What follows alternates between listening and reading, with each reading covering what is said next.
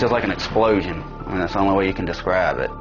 An SUV speeding at over 100 miles an hour ripped through the concrete wall of this music store.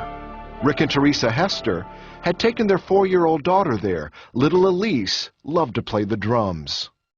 I was sitting on the drum set in front of her, and she was on the drum set behind me. The vehicle plowed over the drum set where Elise was sitting and went through the wall into the mattress store next door. I started to see just maybe 2 feet in front of me, and there was pieces of debris in the floor. And I looked down, and all of the drums where we were sitting were taken out. And the first thought that went through my head is, where's Elise? And Teresa hollered Elise's name out twice with no response. And at that point, we just knew she was dead. I looked down at the floor to see if I could see her feet sticking up, because pieces of the ceiling were caved in and pieces of the wall, the light was coming in more, you could see pieces of the wall on the floor. I felt afraid.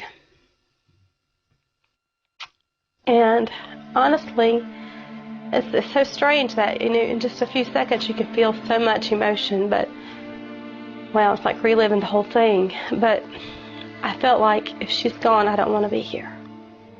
I don't want to be here either. And I remember that, feeling that I didn't want to be alive if she wasn't alive. But to everyone's surprise and relief, a little figure appeared in the midst of the dust and debris.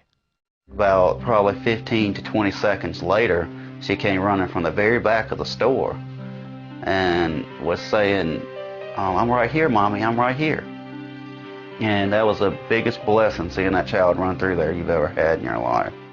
Rick and Teresa started to question little Elise. Her story shocked everyone. And I said, are you okay? And she said, I'm fine. And I said, well, Elise, how did you get off the drums? You were right there on them. And she said, well, Jesus picked me up and moved me, Mom. She said that when he picked her up with one hand, and she said, he has really big hands, Mommy, and it felt like I was in water. Since then, her story hasn't changed. You told me he did something to your face. What was that? Kissed me. Kissed you where? Can you show, Mom? There. How big is Jesus? Bigger than the whole world. Bigger than the whole world? The local paper reported that a medical condition may have been the cause of the driver losing control of the car. Amazingly, he went to the hospital with minor injuries. Store clerk Steve Totten is still amazed at what he saw that day.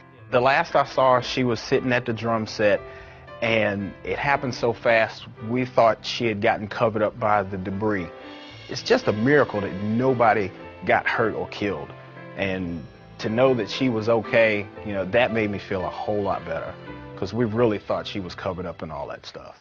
Rick and Teresa believe that God truly protected their little girl that rainy summer afternoon. I think of Shadrach, Meshach, and Abednego when they were in the fiery furnace, and they came out with not even the smell of smoke. And she was so protected that she didn't even have the fear from the accident that we had. It's the most miraculous thing I've ever seen in my life. If I never see another miracle as long as I live, I mean, I can actually say I saw one that day.